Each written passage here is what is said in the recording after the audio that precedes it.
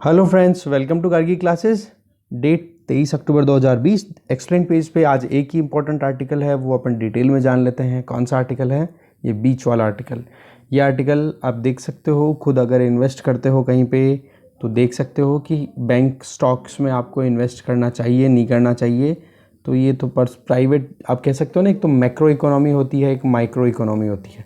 तो ये micro economy से एसोसिएटेड है। वैसे तो मैक्रो इकोनॉमी के कॉन्सेप्ट्स भी है कि किस तरीके से सेंसेक्स ऊपर जा रहा है, क्या असर आ रहा है, बट वो अभी करंट सिनेरियो का देखें तो वो अपने काम का नहीं है। हाँ, सेंसेक्स क्या होता है, निफ्टी क्या होता है, किस तरीके से ये फंक्शनिंग करता है, वो चीज़ें जो होती हैं वो अपने लिए इंपॉर्टेंट होती है। वो आप स्टैटिक पोर्शन में इकोनॉमिक्स की जो बुक्स पढ़ते हो उसमें आ जाता है। ठीक है, तो ये आर्टिकल काम का नहीं है। यहाँ कांग्रेस की पॉलिटिक्स है, काम की नहीं है। ये आर्टिकल अच्छा है कि सीबीआई की जो प्रोबिंग है उसमें अगर स्टेट गवर्नमेंट, जैसे महाराष्ट्र ने अपना एक मूव लिया है कि अब सीबीआई अगर कुछ भी इन्वेस्टिगेट करना चाहेगी महाराष्ट्र में तो पहले गवर्नमेंट की अप्रूवल लेनी पड़ेगी। ठीक है, तो ऐसा करने वाला स्टेट महाराष्ट्र पहला स्टेट नहीं है। इसके पहले वेस्ट बंगाल ने अभी रिसेंटली किया था। इसके अलावा आपने नाम सुना हो तो आंध्र प्रदेश ने भी किया था, जब चंद्रबाबू नायडू ने एनडीए से विड्रॉ किया था, एनडीए गवर्नमेंट से। उस टाइम पर उन्होंने भी सबसे पहले यही काम किया था कि सीबीआई अब इन्वेस्टिगेट करने से पहले गवर्नमेंट की, स्टेट गवर्नमेंट की अप्रूवल लेगी। ठीक है, तो क्या पूरा सीन है वो अपन जानने की कोशिश करते हैं। तो चलिए स्टार्ट करते हैं।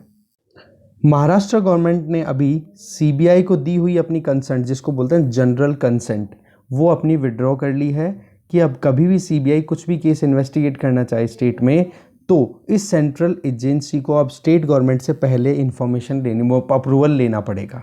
ऐसे नहीं कि जनरल कंसेंट थी अब तक, तो जिस तरीके से सीबीआई ने सुशांत सिंह राजपूत केस में विदाउट महाराष्ट्र गवर्नमेंट की परमिशन के एंट्री कर ली थी।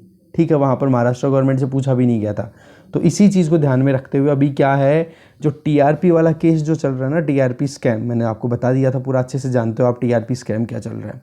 उस टीआरपी स्कैम को लेकर के कि सीबीआई अब जल्दी से कूद ना जाए इस पूरे केस में, इसलिए महाराष्ट्र गवर्नमेंट ने जल्दी से अपनी जनरल कंसेंट विड्रॉ कर ली। बोले कि अब अगर सीबीआई आती है तो उसको पहले हमारे से परमिशन लेनी पड़ेगी। तो महाराष्ट्र गवर्नमेंट ने अपना अपर हैंड रख लिया। अब बात आती है कि सीबीआई स्टेट लेवल पे किस किस तरीके के केसेस को इन्वेस्टिगेट कर सकती है। तो इसकी देखो, सीबीआई की 3 मेन इन्वेस्टिगेटिंग कैटेगरीज होती हैं। एक तो होती है एंटी करप्शन डिवीज़न, एक होती है इकोनॉमिक ऑफेंस डिवीज़न, एक होती है स्पेशल क्राइम डिवीज़न। ये 3 क्राइम डिवीज़न होती हैं सीबीआई में। एंटी करप्शन डिवीज़न को अगर आप देखोगे, जैसे पब्लिक सर्वेंट हो गए, पब्लिक सेक्टर अंडरटेकिंग हो गए, या फिर ऐसे सर्वेंट जो स्टेट गवर्नमेंट के हैं बट इंटरेस्ट किए हुए हैं सीबीआई को स्टेट में ही। ठीक है, तो इनके अगेंस्ट में कोई भी करप्शन के चार्जेस होंगे तो उनको इन्वेस्टिगेट करेगी ये एंटी करप्शन डिवीज़न।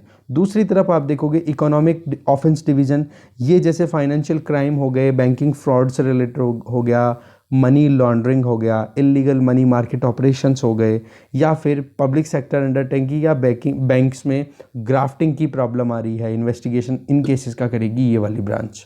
फिर बात आती है स्पेशल क्राइम डिवीज़न। ये डिफरेंट जो कन्वेंशनल नेचर के जो क्राइम्स हैं, जैसे आप देखते हो इंटरनल सिक्योरिटी को लेकर के कोई एस्पियोनेज है, कोई हमारे यहाँ जासूसी कर रहा है, नारकोटिक्स से रिलेटेड हो गया, एंटिकिटीज़ से रिलेटेड हो गया, मर्डर से रिलेटेड हो गया, कोई डेकोटीज़ है या फिर रॉबरी है उससे रिलेटेड हो गया, या फिर चीटिंग रिलेटेड कोई हो गया। जैसे कि सुशांत सिंह राजपूत केस जो था उसको मर्डर केस कंसिडर किया गया था, इसलिए फिर सीबीआई ने एंट्री ली थी, क्योंकि पहले जनरल कंसेंट थी, इसलिए सीबीआई ने कोई अप्रूवल नहीं मांगा स्टेट गवर्नमेंट से। तो इस तरीके से 3 कैटेगरीज में सीबीआई इन्वेस्टिगेट करती है किसी भी स्टेट में। अब बात आती है कि ये जो डिसीजन है महाराष्ट्र की गवर्नमेंट का, ये ऐसा क्यों लिया गया है। तो देखो, अभी ये चीज़ मैंने बता दी क्योंकि टीआरपी स्कैम का बहुत बड़ा घोटाला निकल के आ रहा है, टीआरपी स्कैम। तो जो स्पेशल क्राइम डिवीज़न जो है ना, वो टेक ओवर कर सकती है इसको।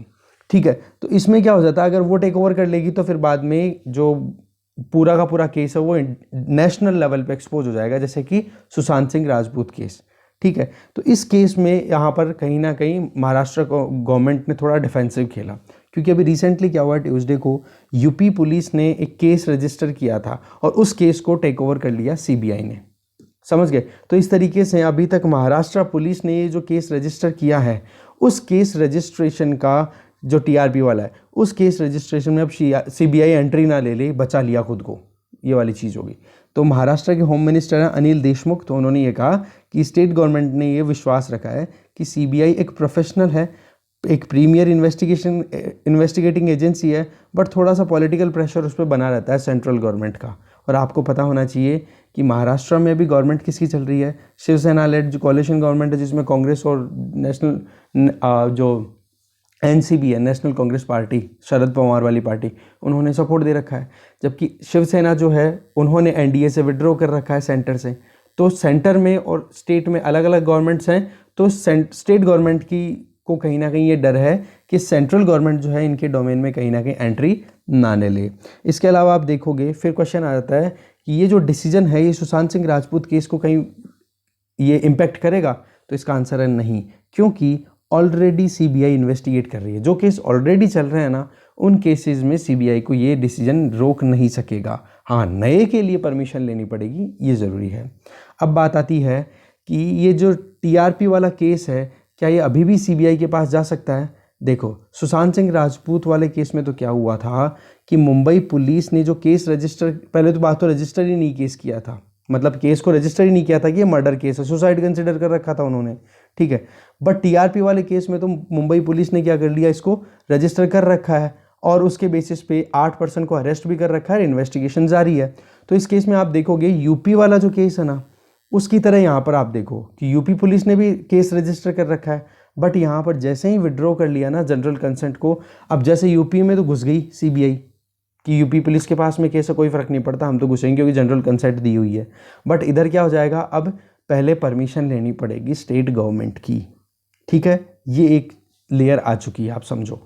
इसी तरीके से आप देखो अर्नब गोस्वामी हैं, एडिटर इन चीफ हैं रिपब्लिक टीवी के, आप सब जानते हो, फेमस है ये, ठीक है। तो इन्होंने सुप्रीम कोर्ट को अप्रोच किया कि बोले कि आप ये इन्वेस्टिगेशन सीबीआई को दो, जिससे कि मतलब बिना कोई बायसनेस के इन्वेस्टिगेशन प्रॉपर हो सके।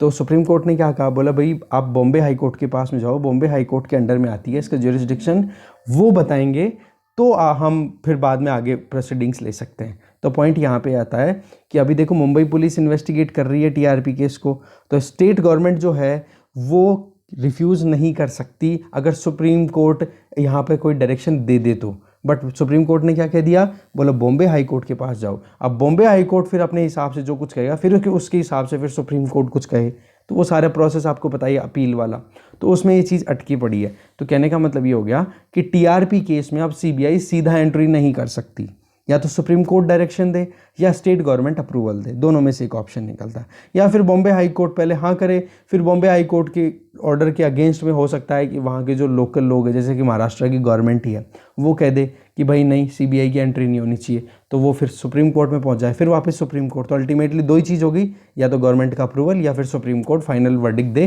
कि भाई सीबीआई इस केस को इन्वेस्टिगेट कर सकती है। दैट मीन्स टीआरपी केस को महाराष्ट्र गवर्नमेंट ने प्रोटेक्ट कर लिया, अब मुंबई पुलिस ही इन्वेस्टिगेट करेगी इसको, ठीक है। अब बात आती है कि की केसेस क्या क्या हैं, जैसे कि मान लो नेशनल इन्वेस्टिगेशन एजेंसी कोई केस चला रही है, ऑलरेडी इन्वेस्टिगेट कर रही है, या एनफोर्समेंट डायरेक्टरेट वहाँ पर कोई केस चल रहा है, तो वहाँ पर क्या होगा। देखो एनआईए जो है ना, इसका काम ही है कि कंट्री वाइड हमारी सिक्योरिटी को एक तरीके से फिक्स करना, इसका ज्यूरिसडिक्शन अक्रॉस द कंट्री है, वहाँ पर स्टेट गवर्नमेंट की परमिशन की ज़रूरत नहीं है, अनलाइक सीबीआई को परमिशन की ज़रूरत पड़ती है, ठीक है। जैसे कि एनआईए का आपको पता है भीमा कोरेगांव केस चल रहा है, उसमें एनआईए सीधा इन्वेस्टिगेशन कर रही है, स्टेट का कंसेंट लिया ही नहीं, ना वहाँ पर जनरल कंसेंट का कोई इशू आता है, क्योंकि वहाँ पर हम इंटरनल सिक्योरिटी की बात करते हैं, ठीक है। इसलिए ऐसे ही आप बात करोगे एनफोर्समेंट डायरेक्टर की, वो भी मनी लॉन्ड्रिंग के केसेस जो हैं वो इन्वेस्टिगेट कंटिन्यूस करती रहेगी और कर रही है। जैसे कि इरिगेशन स्कैम चल रहा है, तो यहाँ पर अभी करंट जो डेप्यूटी सीएम है अजीत पवार, उनके अगेंस्ट में बहुत सारे एलिगेशंस हैं, तो इनका स्टेट गवर्नमेंट के डिसीजन का कोई इम्पैक्ट नहीं जाएगा, ना तो एनफोर्समेंट डायरेक्टरेट के फंक्शनिंग पे और ना ही एनआईए, ये केवल सीबीआई की फंक्शनिंग पे ही इम्पैक्ट करेगा, और वो भी उन केसेस में ही जो अब नए केस रजिस्टर होंगे। पुराने जो ऑलरेडी ऑनगोइंग केसेस हैं, उन केसेस में कुछ भी चेंजेस नहीं आएगा, सीबीआई अपनी इन्वेस्टिगेशन कंटिन्यू कर सकती है। दूसरा, ये जो एनफोर्समेंट डायरेक्टरेट ईडी जो इन्वेस्टिगेशन कंडक्ट करती है, वो PMLA prevention of money laundering act और एफईआरए फॉरेन एक्सचेंज रेगुलेशन एक्ट, उसके अंडर में ये इन्वेस्टिगेशन करती रहती है। तो सीबीआई जो है वो अपनी पावर किससे ड्रॉ करती है? वो ड्रॉ करती है, आप लक्ष्मीकांत में पढ़ते हो, the Delhi police special establishment act, इससे अपनी पावर्स ड्रॉ करती है, जबकि ईडी इन दोनों से ड्रॉ करता है, राइट। अब बात आती है कि सीबीआई की डे टू डे फंक्शनिंग पे इस तरीके की वर्डिक्ट, इस तरीके के डिसीजन जो होते हैं स्टेट गवर्नमेंट के, क्या इफेक्ट डालते हैं? बोले डे टू डे वर्किंग में तो ये है कि अब महाराष्ट्र में अगर कोई केस आता है और उसको सीबीआई इन्वेस्टिगेट करना चाहे तो सीबीआई को भी कहीं ना कहीं ज़्यादा काम करना पड़ेगा, ठीक है, कि अप्रूवल के लिए एप्लीकेशन लगाओ। और महाराष्ट्र गवर्नमेंट के पास भी बर्डन ज़्यादा बढ़ेगा कि बार बार में केसेस को, किस केस को अप्रूवल देना है, किसको नहीं देना। तो एक तो देखो डेली फंक्शनिंग में कहीं ना कहीं रूटीन फंक्शनिंग में बर्डन एक्स्ट्रा बढ़ेगा दोनों स्टेक होल्डर्स पे, सीबीआई पे भी और महाराष्ट्र गवर्नमेंट पे भी।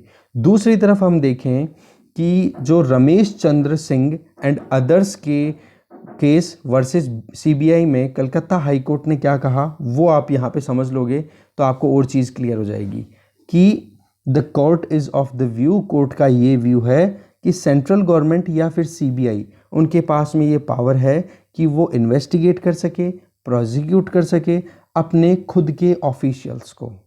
समझ रहे हो?